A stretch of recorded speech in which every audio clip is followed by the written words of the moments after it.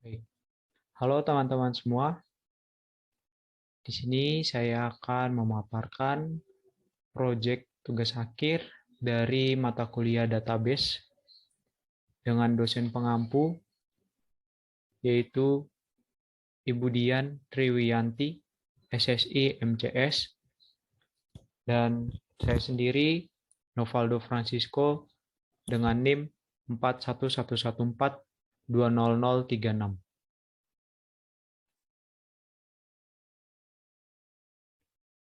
Baik, untuk materi yang pertama yaitu terkait konsep basis data, yang berisikan tujuan pengembangan dan keuntungan basis data, batasan aturan basis data entity relationship.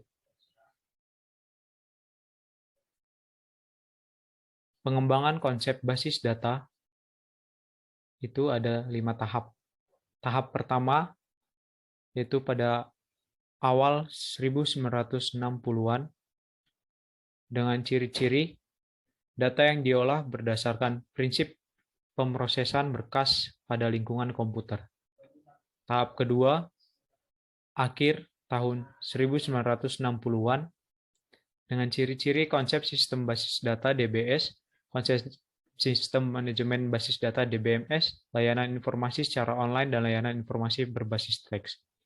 Tahap 3, awal tahun 1970-an, ciri-ciri kemunculan aplikasi basis data berbasis sistem pakar IS dalam sistem penunjang keputusan DSS, serta program berorientasi objek OPP. Tahap keempat, mulai hypertext yang memungkinkan penampilan info berdasarkan suatu kata kunci pencarian yang dapat dilakukan secara acak. Tahap 5, mulai tahun 1990-an, perkembangan basis data pada 1990-an berkembang ke arah aplikasi-aplikasi basis data untuk sistem kecerdasan buatan. Data dan informasi. Data merupakan bahan keterangan tentang kejadian-kejadian nyata atau fakta-fakta yang dirumuskan dalam sekelompok lambang tertentu yang tidak acak, yang menunjukkan jumlah, tindakan, atau hal. Informasi merupakan hasil pengelolaan data sehingga menjadi bentuk yang penting bagi penerimanya dan mempunyai kegunaan sebagai dasar dalam pengambilan keputusan yang dapat dirasakan akibatnya secara langsung saat itu juga atau tidak langsung pada saat mendatang. Untuk memperoleh informasi diperlukan data yang akan diolah dan unit pengelola transformasi data menjadi informasi digambarkan sebagai berikut. Informasi diperlukan oleh para pemakai pada seluruh level manajemen dalam seluruh fungsi organisatoris. Selanjutnya ada sistem informasi basis data. Sistem informasi adalah seperangkat komponen yang saling berhubungan yang berfungsi untuk mengumpulkan, memproses, menyimpan, dan mendistribusikan informasi untuk mendukung pembuatan keputusan dan pengawasan dalam organisasi. Fisikal penyusunnya, sistem informasi satu perangkat keras atau hardware, dua perangkat lunak atau software, tiga berkas basis.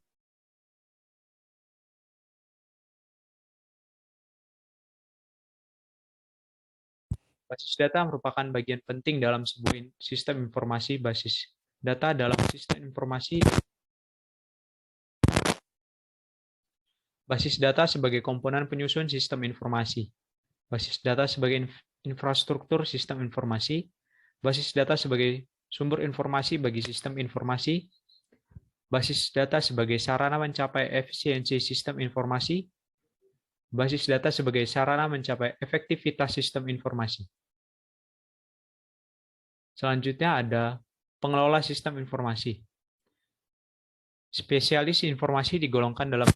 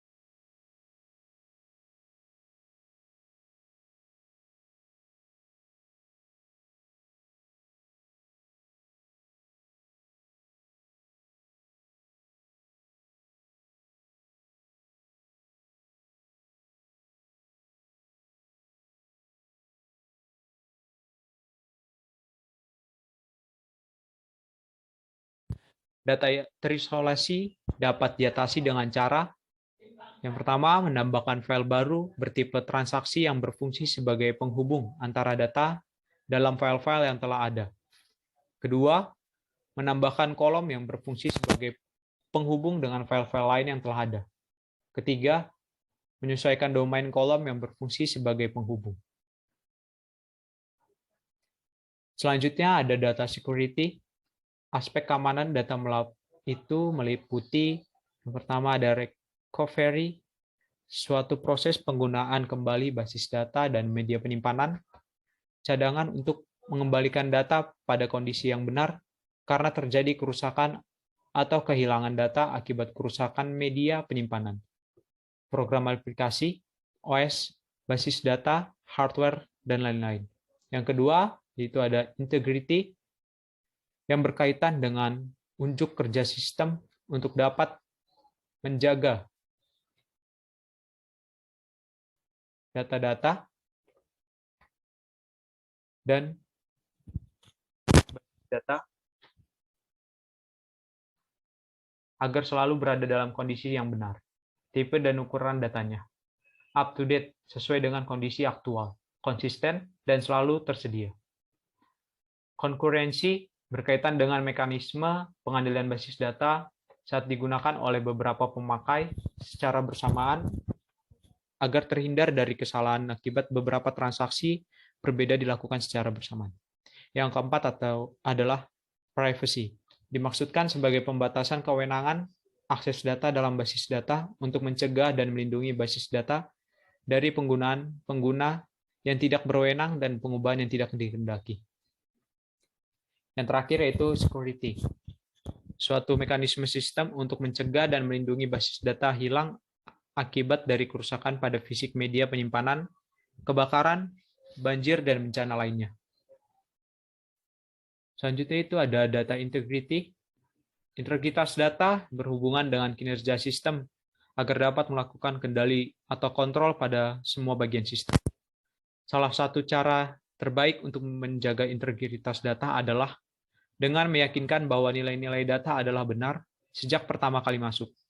Hal ini dapat dilakukan dengan yang pertama, men-set secara seksama prosedur penangkapan data atau data capture. Yang kedua, membuat modul dalam pemrograman aplikasi untuk mengecek validitas nilai data pada saat dimasukkan ke dalam mesin. Berikutnya ada ERD. ERD atau Entity Relationship Diagram adalah suatu model penyajian data dengan menggunakan entity dan relationship, menggambarkan model konseptual untuk menggambar struktur logis dari basis data berbasis grafis. Tujuannya agar database dapat dipahami dan dirancang dengan mudah. Digunakan sebagai perangkat untuk berkomunikasi antara pengembang database dengan pengguna. Tidak bergantung kepada software yang akan dipakai untuk mengimplementasikan database. Dan sejauh ini banyak sekali model notasi yang dipakai untuk membuat ERD. Simbol-simbol pada ERD yaitu yang pertama ada entitas. Entitas yang diwakili oleh persegi panjang. Entitas adalah objek atau konsep yang ingin Anda simpan informasinya. Yang kedua itu ada relationship. Relasi adalah tindakan yang diwakili oleh bentuk intan, menunjukkan bagaimana dua entitas berbagai informasi dalam database. Yang ketiga itu ada atribut. Atribut yang diwakili oleh oval. Atribut kunci adalah karakteristik entitas yang unik dan berbeda. Misalnya, nomor jaminan sosial karyawan mungkin menjadi atribut kunci karyawan.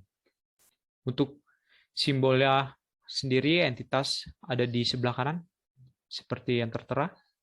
Dan relationship seperti gambar belah ketupat dan atribut berbentuk oval. Untuk simbol hubungannya, itu ada dua yang menyatakan satu dan banyak.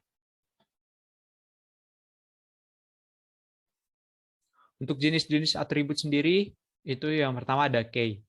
Key digunakan untuk menentukan suatu entity secara unik. Yang kedua adalah atribut simple atau atribut bernilai tunggal. Yang ketiga ada atribut multi-value, atribut yang memiliki sekelompok nilai untuk setiap insan entity. Yang keempat ada atribut composite, suatu atribut yang terdiri dari beberapa atribut yang lebih kecil yang mempunyai arti tertentu. Yang terakhir yaitu ada atribut derivatif, suatu atribut yang dihasilkan dari atribut yang lain. Langkah-langkah membuat ERD, yang pertama menentukan entitas yang terlibat, yang kedua menentukan relasi antar entitas, yang ketiga menggambarkan ERD sementara dari entitas dan relasinya. 4. Analisa kardinalitas antara masing-masing entitas. Yang kelima, isikan notasi kardinalitas di dalam ERD sementara. Yang keenam, tentukan dan tuliskan atribut masing-masing entitas dalam ERD.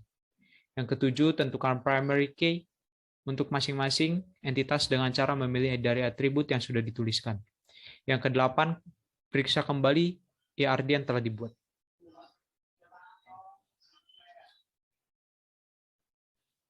Baik, kita masuk ke materi yang selanjutnya, yaitu SQL Programming.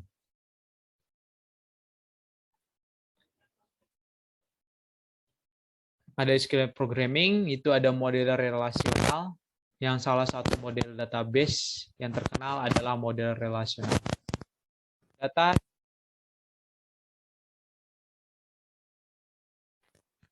hubungan. Karakteristik dalam relasi sendiri itu tidak ada baris yang kembar, urutan baris tidak penting, setiap atribut memiliki nama yang unik, letak atribut bebas, setiap atribut memiliki nilai tunggal, dan jenisnya sama untuk semua baris. Lalu ada pengertian tidak ada baris kembar. Untuk baris mempunyai identitas yang membuat dua buah baris tidak kembar. Identitas tersebut primary key. Seperti pada contoh, untuk primary key-nya sendiri itu memakai nomor mahasiswa dan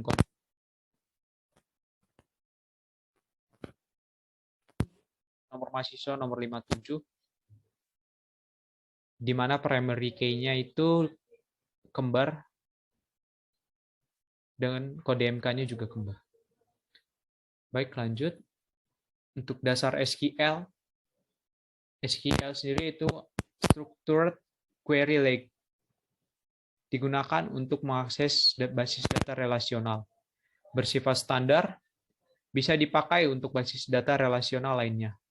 Perintah SQL dapat dibagi menjadi DDL dan DML. Apa itu DDL dan DML? Perintah DDL. DDL adalah definition data lake. Digunakan untuk kepentingan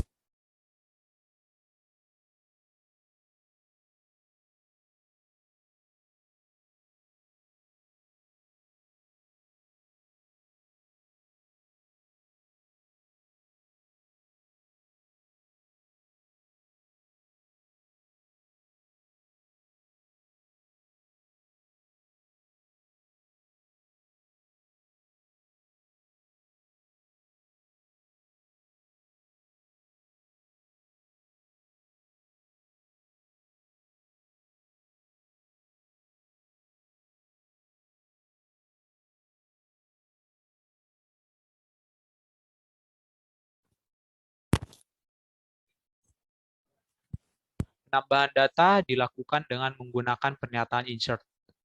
Bentuk dasarnya itu insert into nama underscore table, contohnya nama underscore field atau nama underscore field yang lainnya.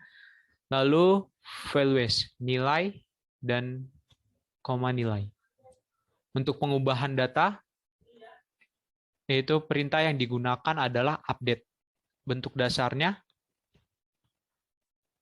update nama underscore table, set nama underscore field, dan nanti akan keluar nilai, lalu nama underscore field. Lalu klik where, nama underscore field, dan nanti akan keluar nilainya. Mengganti nama field, yaitu perintah yang digunakan adalah alter table.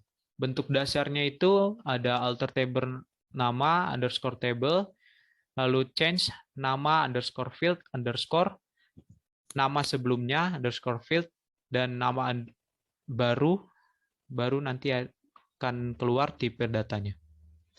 Lalu mengganti ukuran atau tipe field. Perintah yang digunakan adalah alter table juga. Bentuk dasarnya itu ada alter table nama underscore table, change nama underscore field tipe data lama atau baru yang akan ukuran fieldnya yang menggantikan ukuran baru. Baik, selanjutnya untuk penghapusan data itu menggunakan perintah delete. Bentuk dasarnya itu delete from nama underscore table, lalu where nama underscore field, nanti akan keluar nilainya.